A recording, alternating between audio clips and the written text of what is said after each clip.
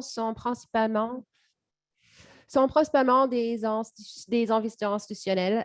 Donc, si jamais ça pique la curiosité, ben, vous pouvez me contacter pour la suite.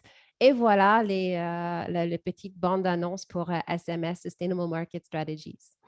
Maintenant, pour ce qui est adoption des véhicules électriques au Québec, comme on sait tous, le Québec compte beaucoup sur la stratégie de l'électrification pour atteindre ses objectifs en matière de réduction de gaz à effet de serre. Et l'électrification du parc automobile, ce sera un des piliers le plus importants ou un des piliers majeurs, en tout cas, à faire de suivre cette stratégie d'électrification. Donc, le rapport qu'on a publié et on va présenter aujourd'hui est une analyse de certains enjeux qu'on avait identifiés qui sont liés à cette transition. Donc, si on passe, oups, je ne réussis pas à tourner ma page. Voilà.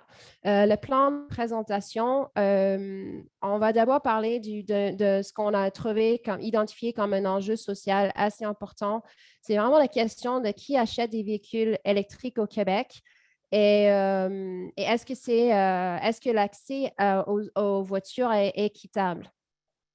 Suite à la réponse à cette question-là, on propose une stratégie pour accélérer l'adoption selon les niveaux de revenus au Québec. Puis le deuxième enjeu, donc point numéro 3 qu'on va discuter, c'est un enjeu fiscal. En fait, la question se pose, une fois qu'on va tous en train de conduire des voitures électriques, comment est-ce qu'on va compenser la perte de revenus qui est associée à la taxe sur les carburants? Et ici aussi, on va proposer certaines possibles solutions. Puis, bien sûr, après, ce sont les conclusions. Donc, en termes d'enjeux sociaux, on va commencer par juste regarder un petit peu au Québec qui actuellement est en train quel secteur en fait est en train d'être en avance pour l'utilisation, pour la possession des voitures électriques. C'est sans doute pas une surprise que c'est le gouvernement du Québec qui est un peu le leader. Il y a un objectif d'exemplarité de l'État. Donc, 10% déjà de la flotte des voitures du gouvernement sont électriques. Il y a un objectif pour 2030 qui sera à 100%. Donc, ce qui est quand même impressionnant et important. Mais par contre, si on regarde la flotte ou le parc automobile au Québec, on voit le tout petit rouge, le tracé rouge. Ça, c'est le montant de voitures au Québec qui appartient au gouvernement.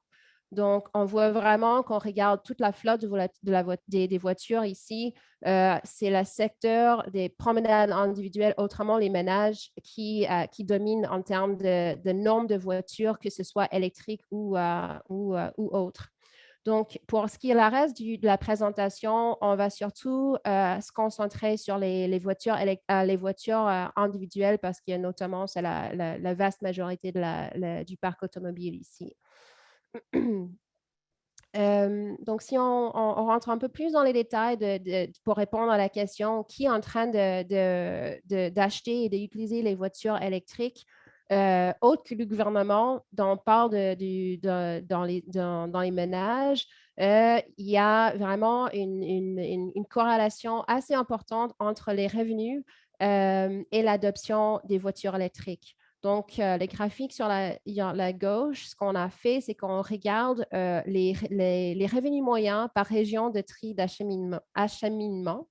En fin de compte, c'est les trois premiers chiffres et lettres de la code postale. Donc, on peut regarder la moyenne, le revenu annuel en moyenne d'un quartier et on peut comparer ça avec le taux d'adoption des voitures électriques. Et on voit que plus qu'on va vers la droite, donc plus qu'on a de l'argent, plus qu'il y a une taux d'adoption de voitures électriques plus élevé. Il y a un peu des différences entre les codes postaux ruraux et urbaines, mais on pense que c'est vraiment la partie financière ou les revenus qui est le plus gros facteur en adoption aujourd'hui. Ça, c'est l'approche un peu quantitative avec les statistiques de Statistique Canada. Mais aussi, on a eu les sondages par le passé, que ce soit par l'AVEQ, qui démontre que Par sondage, on peut voir que ça prend la vaste majorité des gens gagnent plus que 70 000 par an, ceux qui ont les voitures électriques, alors que la moyenne des revenus au Québec est située plus autour de 42 000 par an. Donc on voit que ça reste une sphère plutôt pour les gens plus aisés. Donc, ce qu'on a fait sur le tableau ici, c'est qu'on a divisé les revenus par tranche, donc par des déciles. Et si on compare les dépenses sur le transport privé par décile, par niveau de revenus, et on compare ça versus une modèle de base de voiture électrique, ça nous montre que, en fait, c'est juste 40% de la population qui peut se permettre d'acheter n'importe quel VE ici au Québec. Et quand je dis n'importe quel, j'inclus aussi les voitures usagées parce que tout simplement, le bassin de voitures électriques usagées est tellement petit qu'on n'en a pas assez pour vendre. Si on fait un petit recherche sur H. Grégoire, par exemple, on ne va pas trouver des voitures en bas de 20 000 ce qui fait un coût annuel à peu près au même que le Nissan ou légèrement en dessous, mais peu importe, ce qu'elle montre, c'est qu'il y a à peu près 60% de la population, 60% de la population qui peuvent peut-être, mais il y a une grande partie aussi qui sont tout simplement dehors du marché. Donc, c'est bien de dire qu'on veut avoir un taux d'adoption très élevé, mais financièrement, les Québécois ne sont pas actuellement prêts à ça. Donc, avant de tourner à la prochaine slide, je voulais juste mentionner que quand on regarde les politiques à travers différents États et provinces, pays où on est relativement en avance dans l'adoption de voitures électriques, le Québec est dans les normes. On penche beaucoup sur les subventions, peut-être un peu plus versus certains autres États ou pays. Dans d'autres pays, on va travailler plus carottes et bâtons, donc plus de taxes sur les polluants. Et à la fois qu'on a les subventions, au Québec, c'est plus vers les subventions et d'autres, on appelle ça des soft boni ou comme les accès aux voies rapides et ce genre de trucs. Mais globalement, ça se passe pour augmenter les demandes, ça se passe par la subvention, qui n'est pas très, très différent par rapport à d'autres État ou pays. Donc, je pense que c'est important de garder ça. On n'est pas très, très différents, mais on peut faire mieux. Donc, si on parle de la subvention de ce qu'on a actuellement, le programme le plus connu, évidemment, c'est le rouler vert avec le 8 000 de subvention par véhicule. Juste peut-être un petit rappel de c'est quoi une subvention et pourquoi ça marche ou pourquoi ça peut peut-être des fois pas marcher. C'est important de savoir qu'une subvention, à la base, c'est un avantage accordé par un gouvernement et c'est là pour justement favoriser la production ou l'achat d'un bien ou de service qui est considéré important pour l'intérêt général du public. Donc, dans le cas des voitures électriques ou dans les voitures électriques, le parti intéressant pour le public, entre guillemets, c'est diminuer la pollution. Donc, on peut considérer que les voitures électriques, c'est un très bon candidat pour une subvention parce qu'on va tous bénéficier du résultat d'avoir plus de conducteurs qui utilisent les voitures électriques. Le deuxième point dans les subventions qui est peut-être moins connu, on met moins d'emphase, c'est le rôle que les subventions peuvent avoir comme déclencheur d'un effet de contagion. On s'entend que la voiture électrique, quelque part, c'est une nouvelle technologie ou en tout cas un nouveau mode de faire des choses. Et souvent, on a besoin des gens, en anglais, on appelle ça les early adopters, des gens qui vont adopter la technologie en premier. Puis, évidemment, on veut inciter ces gens-là de le faire rapidement et agressivement pour qu'ils peuvent montrer aux autres. On voit ça dans l'histoire de la technologie, ça arrive très souvent. Puis la subvention, en mettant les choses en place pour que ces gens-là peuvent adopter plus vite, ça peut comme déclencher cet effet de contagion. Plus qu'on voit les voitures électriques dans la rue, plus ça devient acceptable pour nous autres de les acheter. Par contre, en termes de désavantages, on a identifié deux qui sont, à notre point de vue, quand même très importants pour le programme Rouler vert. Les subventions risquent d'être inefficaces en termes de coûts et aussi régressif sur le plan fiscal. Donc, ce que je veux dire par ça, c'est qu'avec des subventions, des fois, on va donner de l'argent aux gens qui auraient eu ce comportement, peu importe le rabais. Et c'est ce qui arrive actuellement au Québec en faisant des sondages. Encore une fois, c'est l'AVEC qui avait fait le sondage qui dit qu'il y a à peu près la moitié des gens dans les revenus supérieurs qui auraient acheté la voiture électrique, peu importe la subvention qui était en place.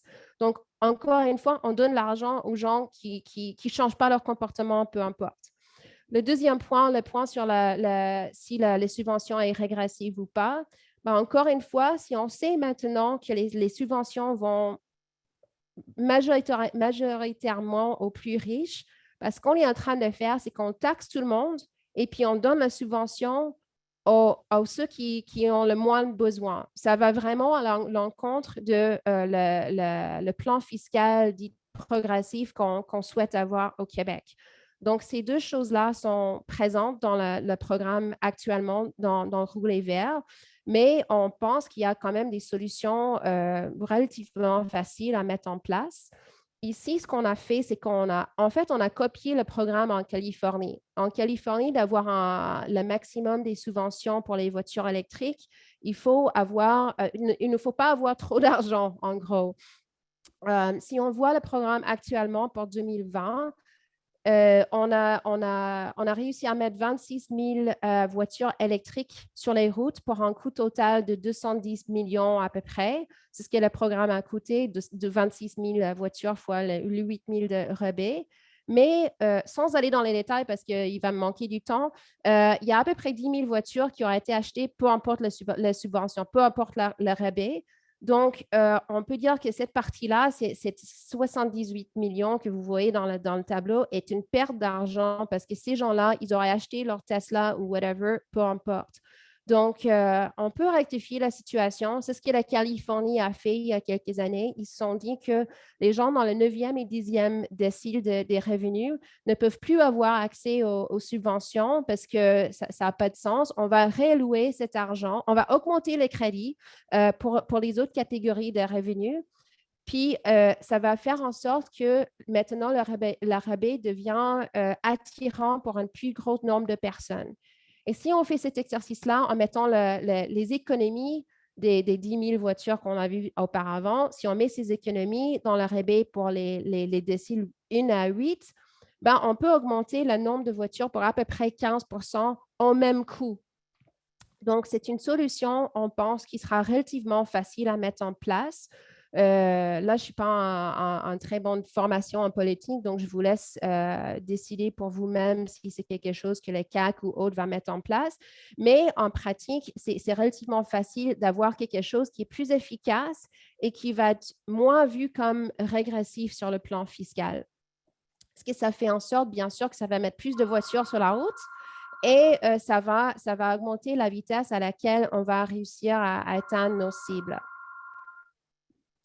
Maintenant, sur cette page-là, si je vous avais convaincu qu'on peut améliorer nos subventions, on peut voir qu'avec les objectifs qui sont déjà en place au Québec, il y a une forte chance quand même qu'on va réussir à atteindre les objectifs 2030, donc 30 du parc automobile électrique d'ici 2030. Et on pense qu'assez rapidement, une fois que les prix commencent à baisser, etc., qu'on va arriver à un moment vers 2041, 2042, où la quasi-totalité, peut-être pas toute la flotte, mais une bonne partie de la flotte de voitures va être électrique. Si ça se passe comme ça, ben en fait, c'est une très bonne transition pour mon deuxième enjeu, ce qui est fiscal. Ça veut dire qu'il y aura peu de monde qui paye les taxes sur les carburants. Donc, peut-être juste pour faire une petite révision, actuellement, les routes au Québec, tout ce qui est infrastructure routière est payé par trois sources. C'est la taxe sur les carburants. Donc, c'est à peu près, selon les régions, c'est autour de 19 sous par litre d'essence qu'on paye.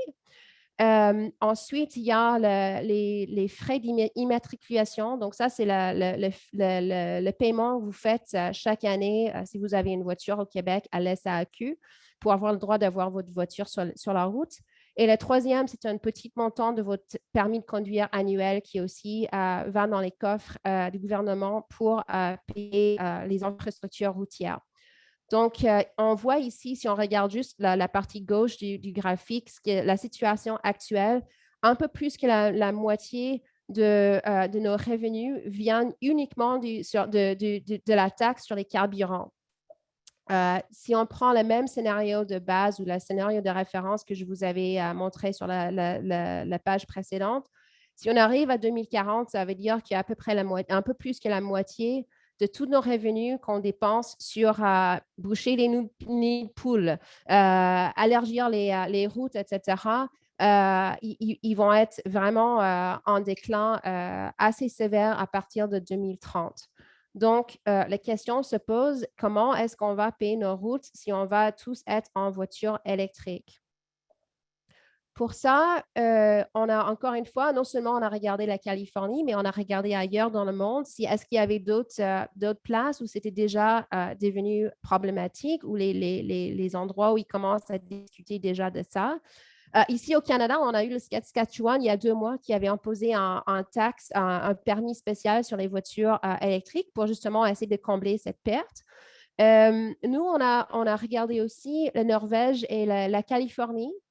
Ensuite, on avait aussi regardé un modèle qui est plus ce qu'on voit beaucoup dans la littérature, surtout chez les économistes, c'est comme le numéro 1 dans ce qu'il faut faire pour financer les routes. Donc, on va évaluer ça aussi.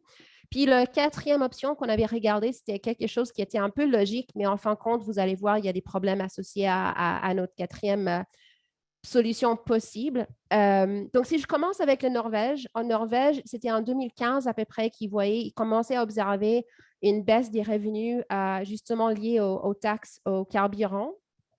Et ce qu'ils ont fait, ils n'ont pas commencé vraiment à la faire, mais ils ont commencé à réfléchir comment faire.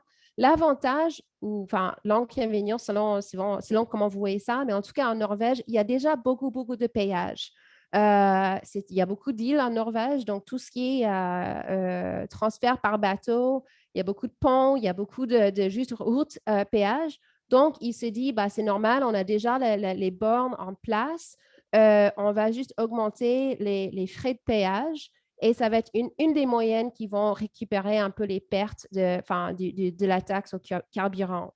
Au Québec, cette opportunité-là est moins présente, je dirais, dû au fait que déjà, on n'a pas l'infrastructure pour les péages comme dans certaines autres places. Et surtout, au niveau d'acceptabilité sociale, on n'est vraiment pas là. Donc, c'est intéressant, le Norvège, mais c'est peut-être pas super pertinent pour le Québec parce qu'on n'a pas les mêmes infrastructures, on n'a pas le même type de financement non plus pour nos routes.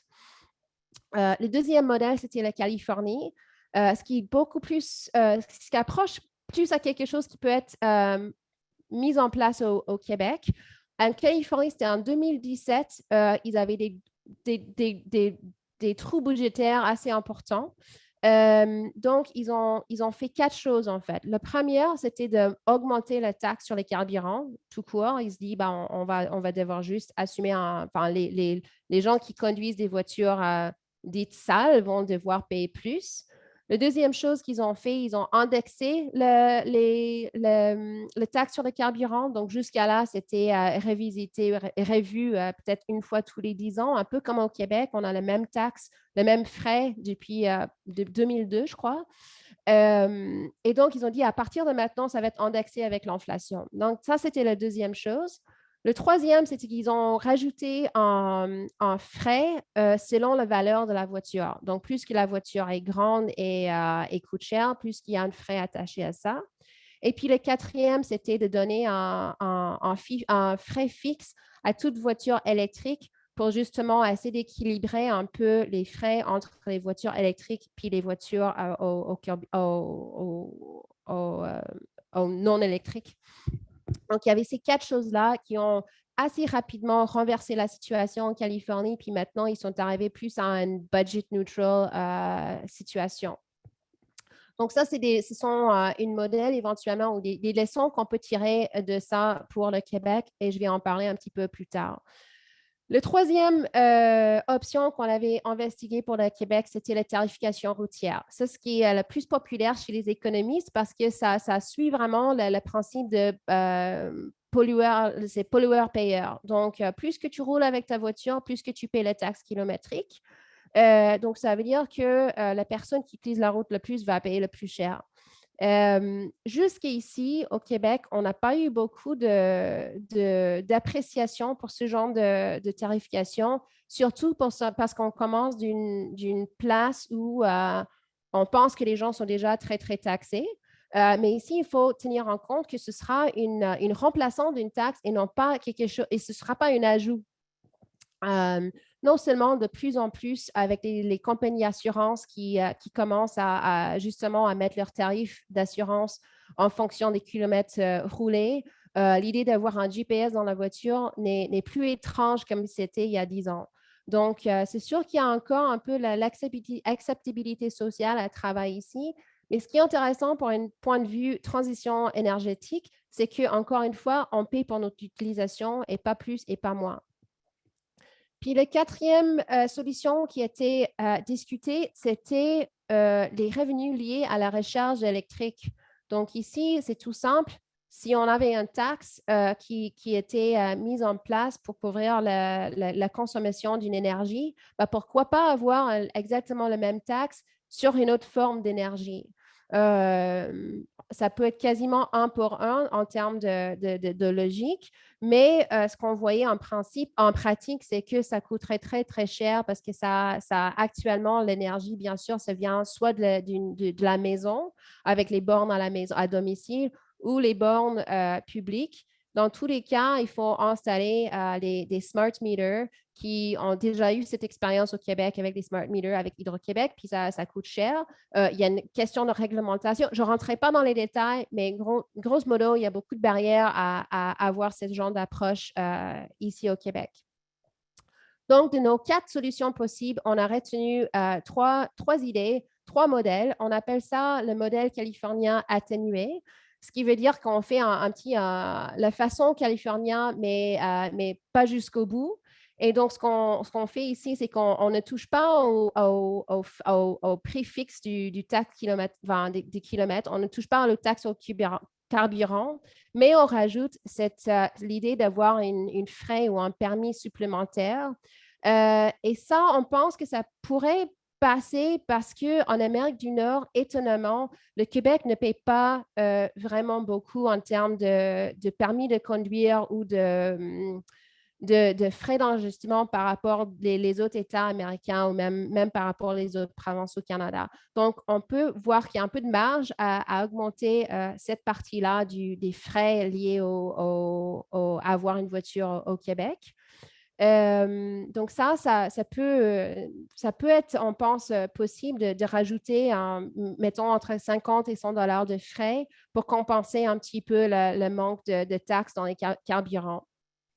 L'approche numéro 2, c'est le modèle californien fort, on appelle ça.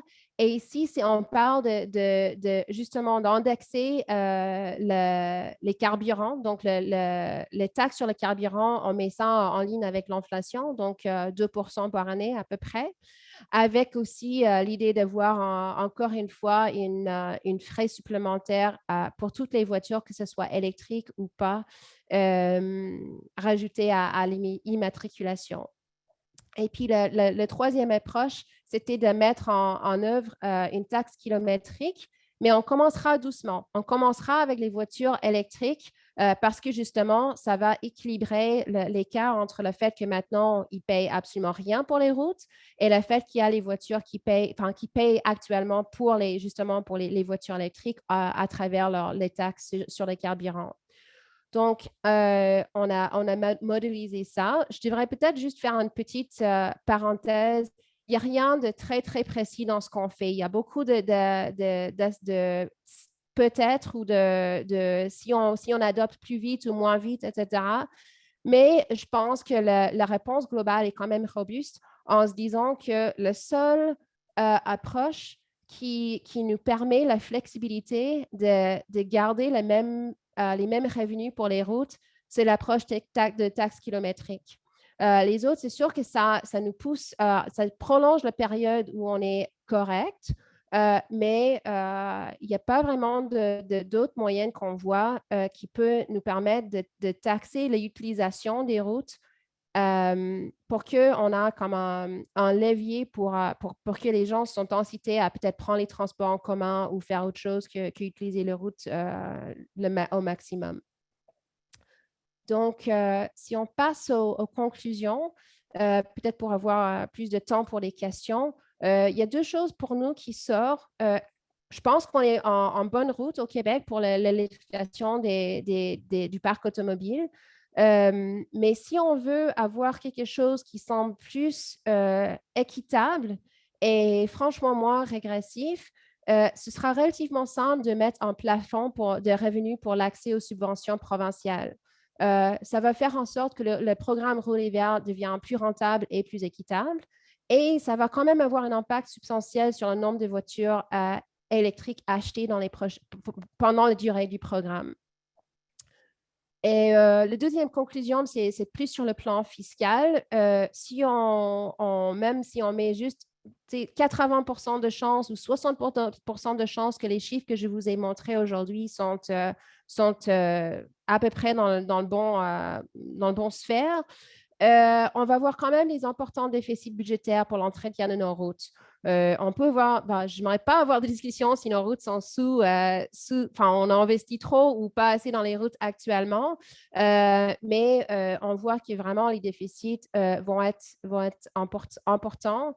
Puis on pense que c'est la taxe kilométrique qui est la solution la plus appropriée et constitue le meilleur remplacement de la taxe sur les carburants.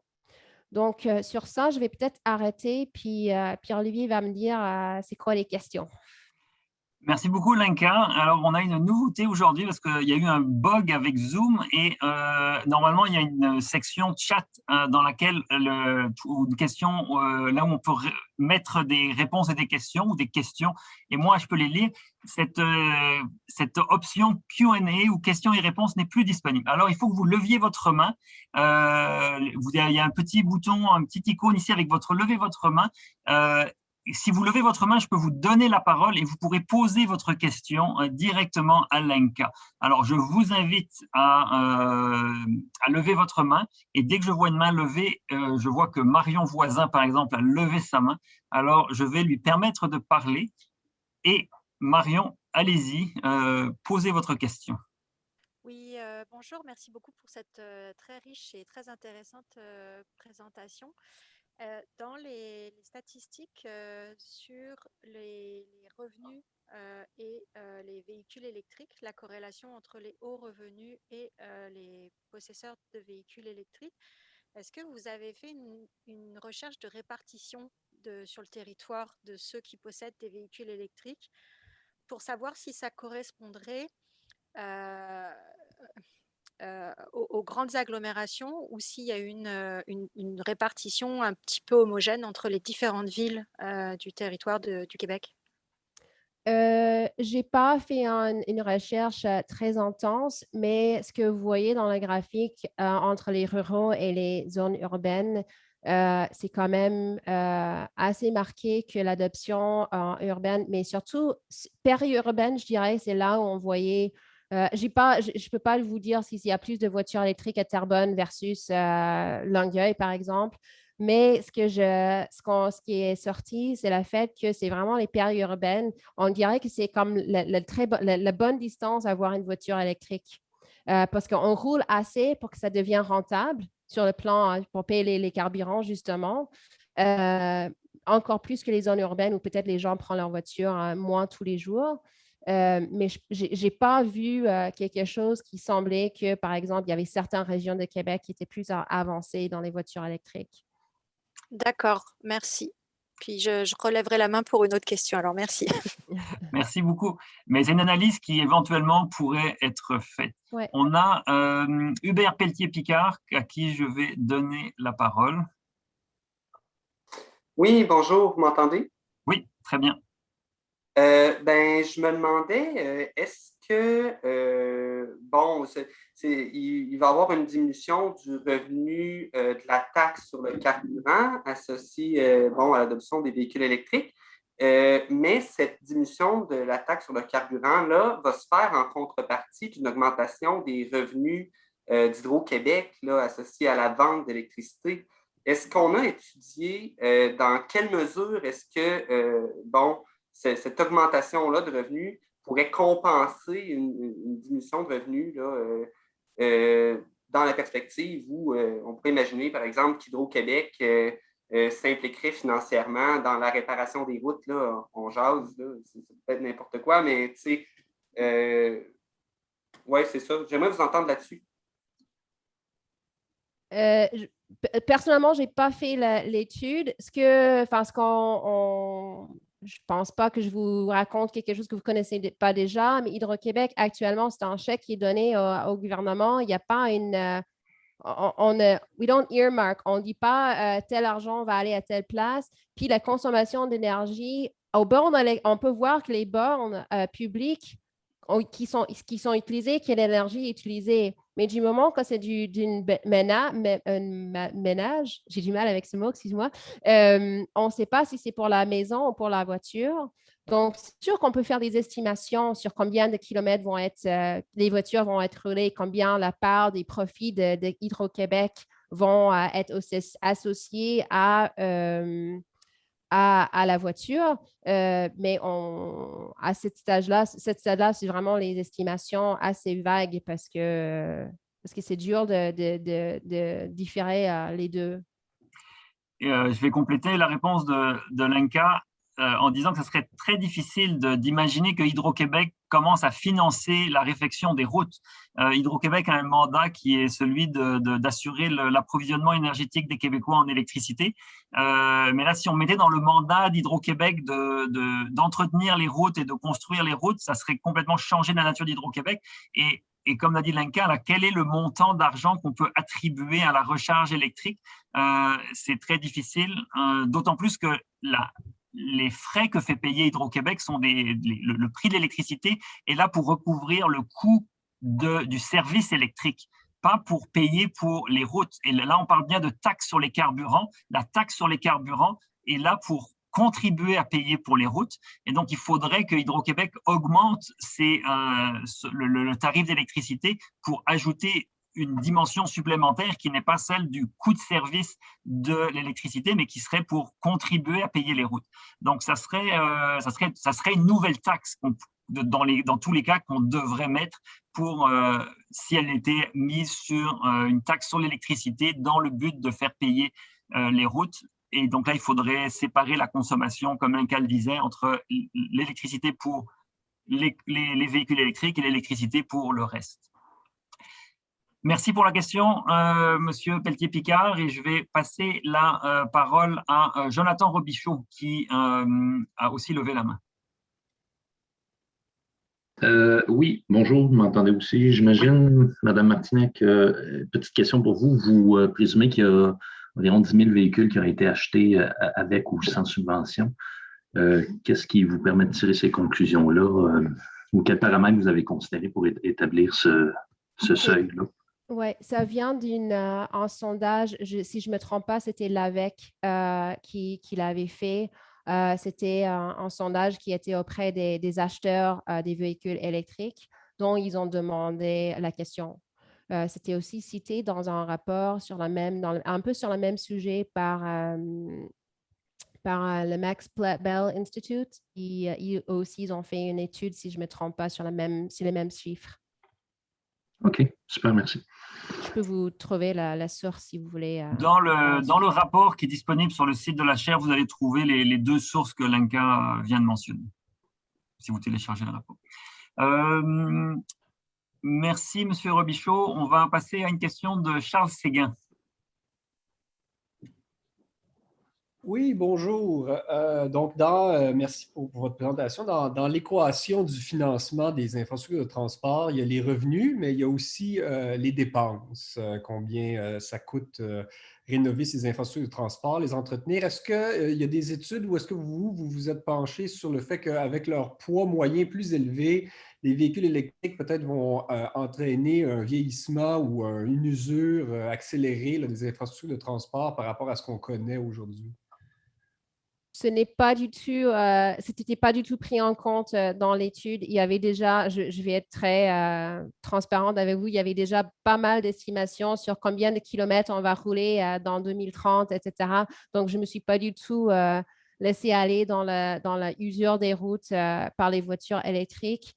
Mais peut-être je peux juste passer un peu de temps sur ce concept de taxe sur le carburant versus permis ou autre façon de payer les routes, autre façon d'avoir des revenus. Ce qui est intéressant avec une taxe sur le carburant ou une taxe kilométrique, c'est vraiment l'idée qu'on paye pour ce qu'on utilise. Ce qu'on voit dans la Californie, par exemple, j'ai parlé du fait qu'ils ont juste rajouté un autre permis, un frais d'immatriculation.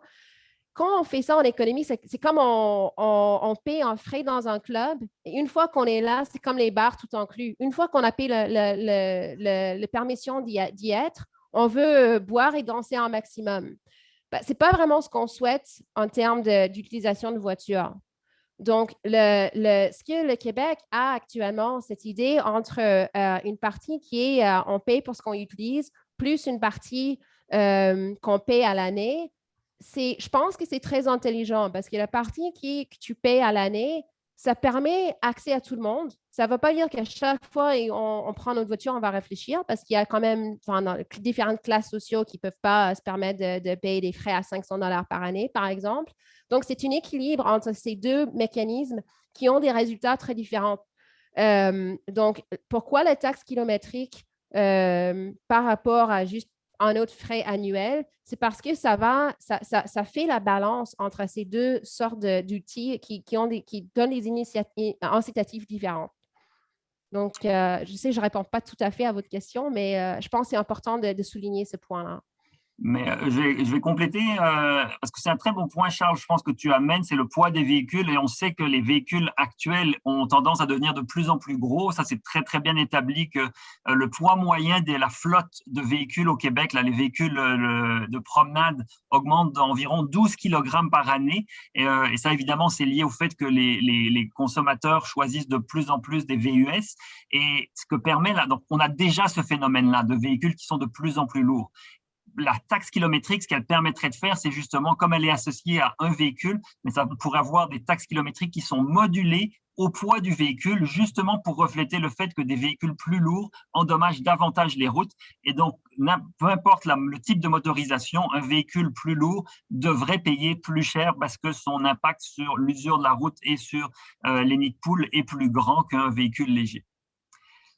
Je vais donner la parole à Éric Tétrault qui avait la main levée. Oui, bonjour. Alors, d'abord, bonjour, Mme Martinec. Plaisir de vous rencontrer. Et bonjour à vous, M. Pinault. Rebonjour à vous, M. Pinault. Alors, deux questions pour vous, assez rapides. L'un ou l'autre peuvent répondre, j'imagine. Sur la question environnementale des véhicules électriques, là-dessus, comme bien d'autres sujets, là, il existe des tonnes d'études disponibles un peu partout sur Internet. Alors, est-ce que pour vous, à la chaire HEC en énergie, est-ce que pour vous, c'est un débat clos, ça, la question à savoir si un véhicule électrique est une meilleure solution pour l'environnement, pour la planète qu'un véhicule à essence? Ça, c'est ma première question. Est-ce que le débat est clos là-dessus? Et ma deuxième question, peut-être plus précisément à vous, Pierre-Olivier, la question à savoir de la volonté de Québec de bannir la vente de véhicules à essence pour 2035. Est-ce que j'ai raison de penser que c'est davantage politique qu'autre chose? Parce qu'on aura soit d'un côté un marché qui sera largement bénéficiaire aux véhicules électriques en 2035 et donc que la mesure sera absolument pas nécessaire, ou deux, dans le cas où les gens ne peuvent pas acheter de véhicules neufs à essence au Québec, il y en aura, j'imagine, un paquet de disponibles dans les provinces autour qu'on pourra acheter, j'imagine, à rabais ou qu'on pourra déguiser sous le vocable de véhicules usagés, même s'ils n'ont que quelques mois d'usage. Enfin, bref, voyez où est-ce que je m'en vais avec cette question-là. Alors, donc, deux questions pour vous. Lenka, si tu veux donner ton avis? Je ne veux pas répondre pour la chaire sur est-ce que les questions des voitures électriques est clos ou pas. Moi, je pense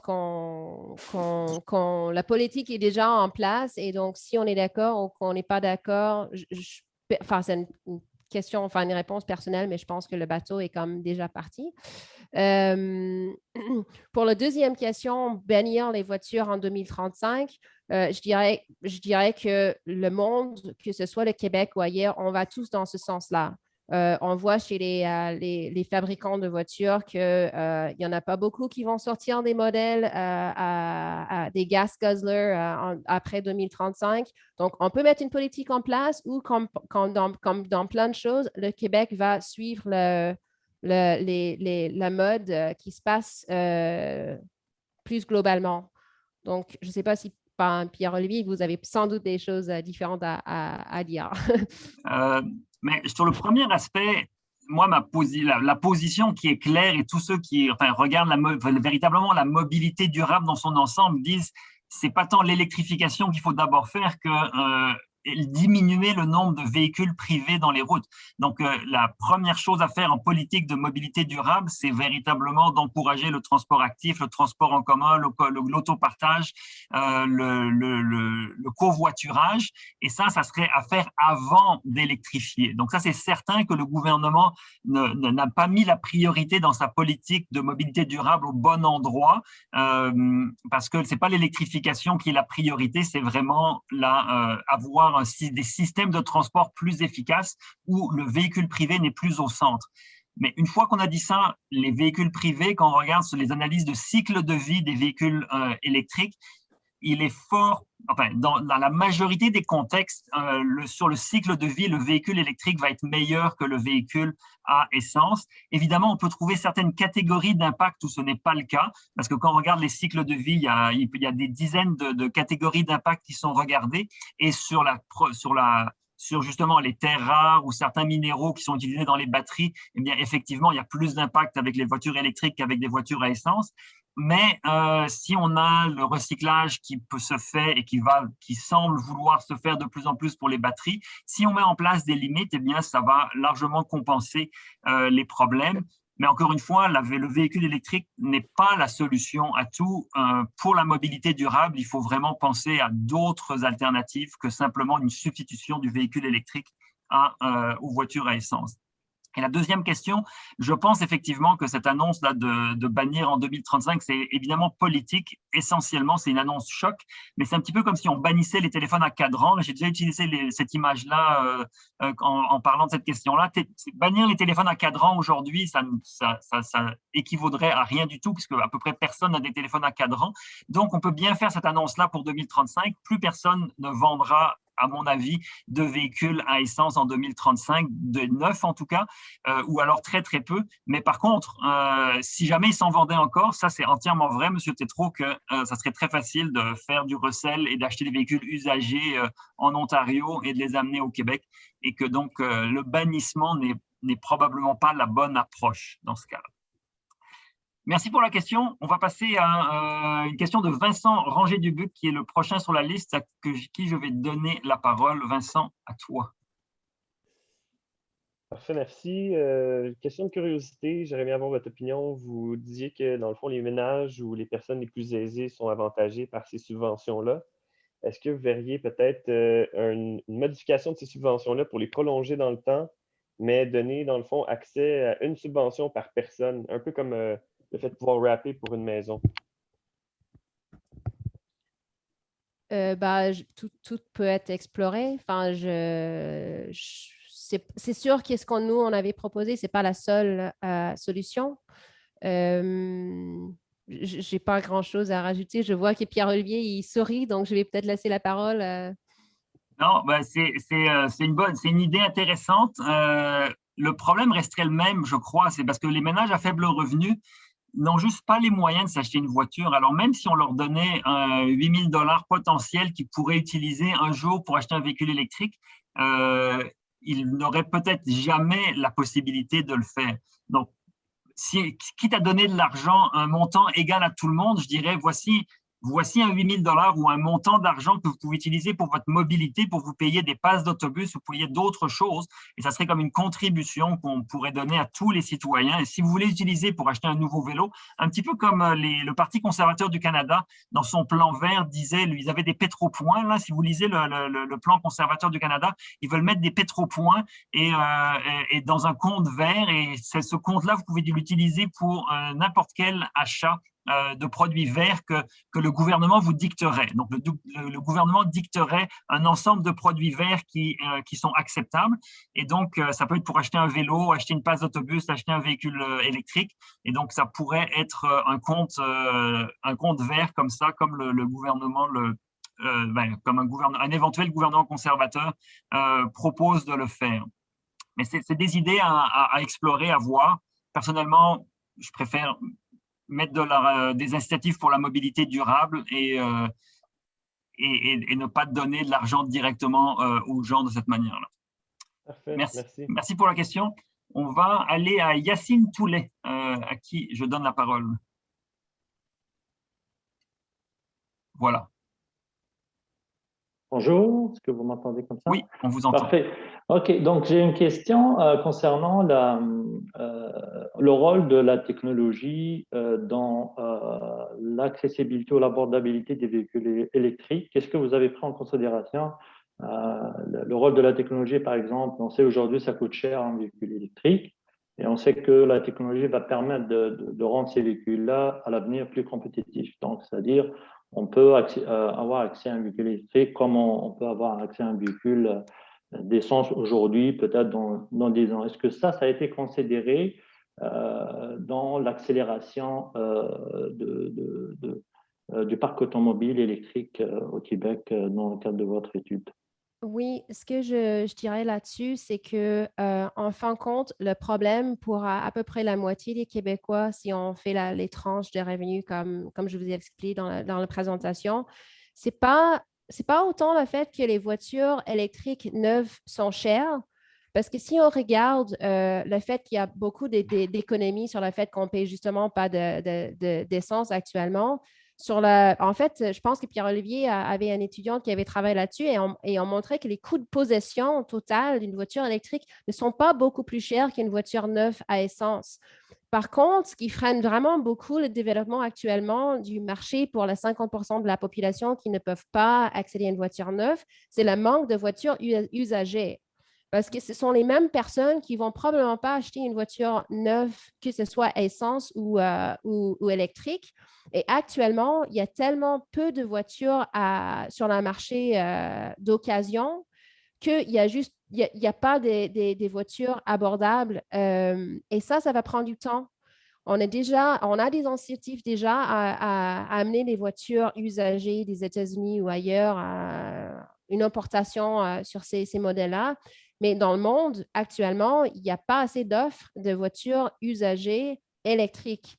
Donc, ça, malheureusement, je ne vois pas de solution. Ça va juste prendre du temps. De la même façon qu'actuellement, il y a plein l'offre des voitures électriques n'est pas forcément alignée avec ce que les consommateurs veulent avoir. Par exemple, il n'y a pas assez de modèles de SUV, etc. Donc, ça, je ne pense pas qu'il y a une solution technologique ou autre. C'est juste ça prend du temps d'avoir un marché plus profond, en fait. D'accord. Donc, comme complément, l'enjeu social de la subvention va peut-être disparaître si à terme le prix des véhicules électriques diminue et qu'on n'a plus besoin de les subventionner. Ben dans ce cas-là, il n'y a plus d'enjeu social à répartir l'argent qui va essentiellement à des ménages riches. Par contre, l'enjeu fiscal, lui, va rester complet, de se dire que si la technologie évolue et rend les véhicules électriques extrêmement abordables pour tous, eh bien, l'enjeu fiscal pourrait même être décuplé parce qu'on pourrait avoir une prolifération de véhicules électriques qui utilisent énormément la route, mais plus de financement pour la route. Et ça reste un problème Oui, c'était mon point. En fait, l'objectif de la question, c'est vraiment de voir est-ce que ça nécessite qu'on taxe le kilomètre pour les consommateurs dès aujourd'hui, sachant que ces véhicules-là vont être abordables. Dans 5 ans, on peut faire une estimation selon les études qui existent. Donc, c'est ça, en fait, l'objectif de la question. Est-ce que vraiment on veut taxer un pourcentage de taxes ou de frais de kilométrage et tout, et en sachant que ça va arriver un jour qu'on pourra… Dans le scénario de taxe kilométrique, ce qu'on avait fait, c'est qu'on avait commencé la taxe kilométrique pour les voitures électriques dès maintenant à peu près, mais que c'était juste à partir de 2025-2026 qu'on commençait à faire une transition d'enlever la taxe sur les carburants vers la taxe kilométrique, justement pour que ça aide avec l'accessibilité sociale. On fait ça comme un projet pilote. Puis, c'est sûr que ce n'est pas dans les prochains 5 ans le problème des finances, enfin, des problèmes fiscaux. C'est à partir de 2030 qu'on commence vraiment à voir beaucoup de voitures électriques sur les routes. OK, parfait, merci. Merci, Monsieur Toulet. On va donner la parole à Télélis Abbas, qui a une question. Monsieur Abbas?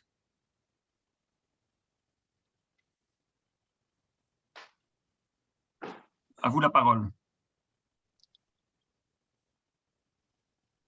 Est-ce que… Bon, je pense qu'il n'est pas là. Alors, on va retourner à Marion Voisin. Marion, si vous voulez reposer une question, vous aviez la main, je pense que vous avez une deuxième question, allez-y.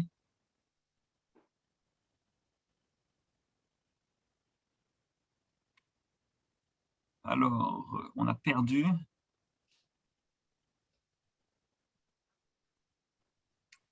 Alors, je n'ai plus de questions puisque les gens à qui je donne la parole ne semblent pas la prendre ou ne peuvent pas, s'il y a un problème technique.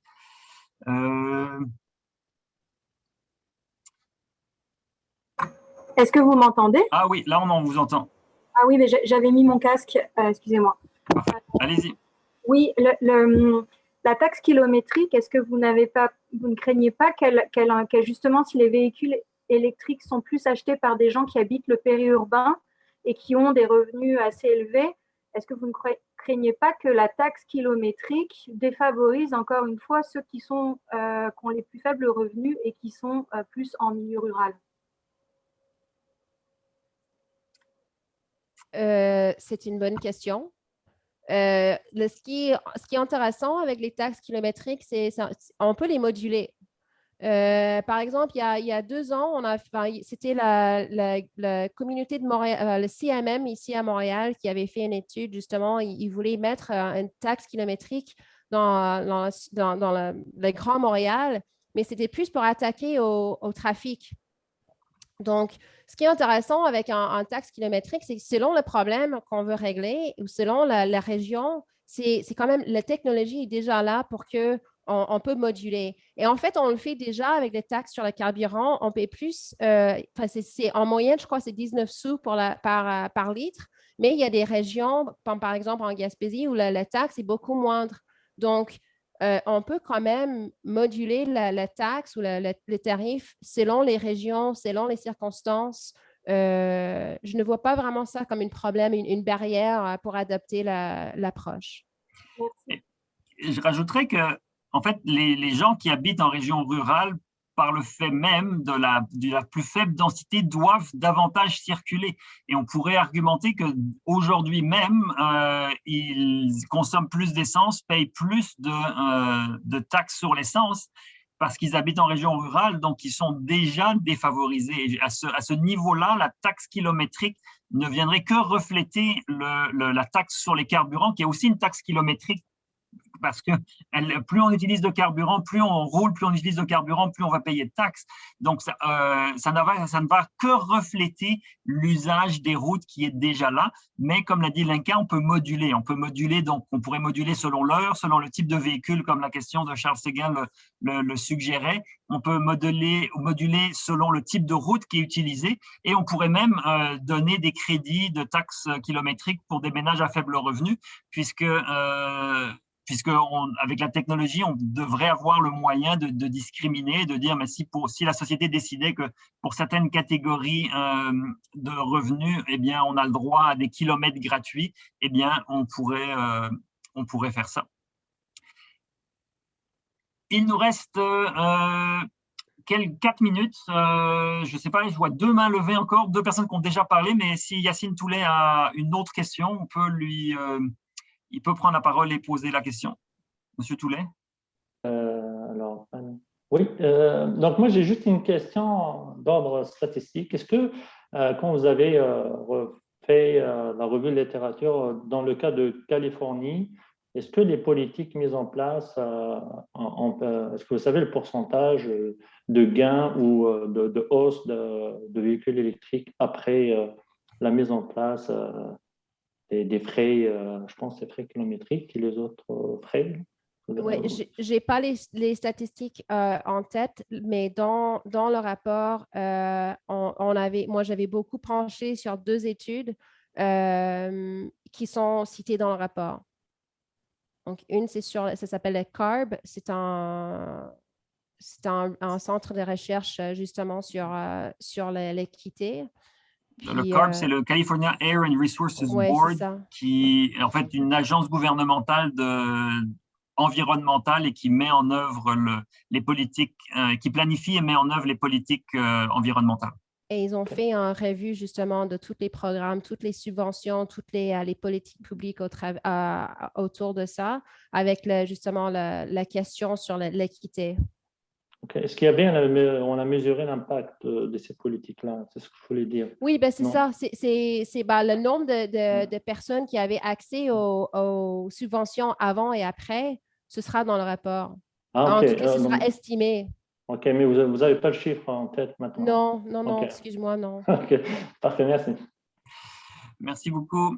Je vous remercie beaucoup pour votre participation à ce webinaire. N'hésitez pas à vous tenir au courant des activités de la chaire de gestion du secteur de l'énergie. Nos activités sont bien annoncées. On a d'ailleurs un webinaire demain à 11h d'un professeur de Carleton, James Meadowcroft, sur la transition énergétique. Ça va être un webinaire en anglais. Lenka, merci beaucoup pour ta présentation. Très apprécié que tu l'aies faite avec nous aujourd'hui. Et à tous, je vous souhaite une excellente fin de journée. Au revoir à tous. Merci, au revoir.